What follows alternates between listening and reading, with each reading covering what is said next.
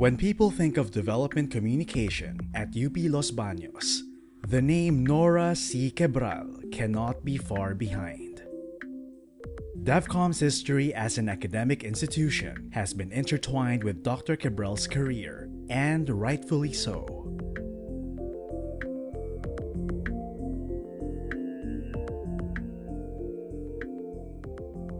Development communication as a concept was first articulated on December 10, 1971 at a University of the Philippines College of Agriculture symposium in Los Baños in honor of its dean, Dr. Juscoro L. Umali, who had been named Director General of the FAO Regional Office for Asia and the Pacific.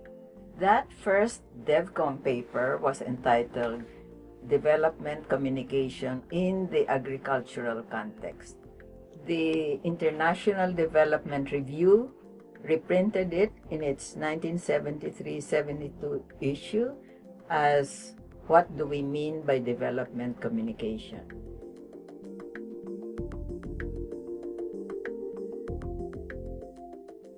In the 1950s and 60s, communication was a pristine field energized by the new electronic media.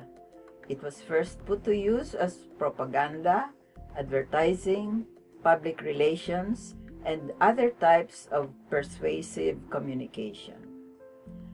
Agricultural extension saw its educational possibilities, but only as a mediated channel for its mass messages. At about the same time, social scientists had started to analyze its properties as a communicative process. By the 70s, media was still mass media. Information was news, and professional communicators were journalists, broadcasters, or PR persons. Development was not considered a newsbeat. It remained the stamping ground of social scientists and UN organizations. In press circles, development communication was viewed with great suspicion as government communication, which, in a freewheeling libertarian press, meant government say-so.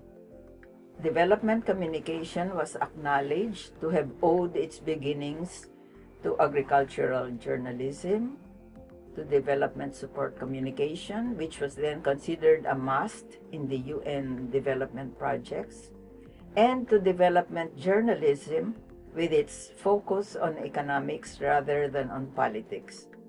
By the late 1990s, development communication was no longer suspect in Asia as being a lapdog of government. Development had become a respectable news beat. In Los Baños, it had become the core of the first, and at that time the only four-tiered academic program in development communication in the Philippines and in the world. And the Devcom faculty in Los Baños had received official blessings to form what was then the youngest college of UPLB. Today, there is a development communication unit at the World Bank and elsewhere, and there are communication for development curricula not only in Asia, where they first manifested, but also in Latin America, Africa, and even in some developed countries. In the world of practice, the Devcom equivalent was C4D or ICT 4D. Dr. Quebral might have been the first to articulate the concept of development communication, but she is quick to point out that the Los Baños School does not have a patent on the field. In her own words, we have just been interpreting it longer. Where before the Los Baños Devcom program stood alone, many similar programs now exist, some acknowledging dissent from it and some not. As far back as the 70s, when development communication had become visible enough to invite strong support or equally strong criticism, different working versions of it had surfaced as well.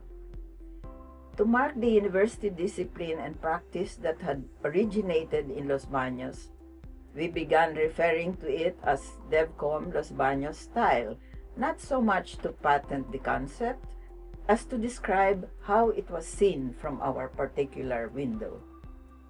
In 1971, it had been defined rather lengthily as the art and science of human communication applied to the speedy transformation of a country and the mass of its people from poverty to a dynamic state of economic growth that makes possible greater social equality and the larger fulfillment of the human potential.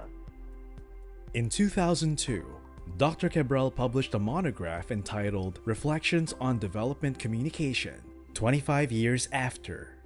It was here where she proposed a revised definition of Devcom.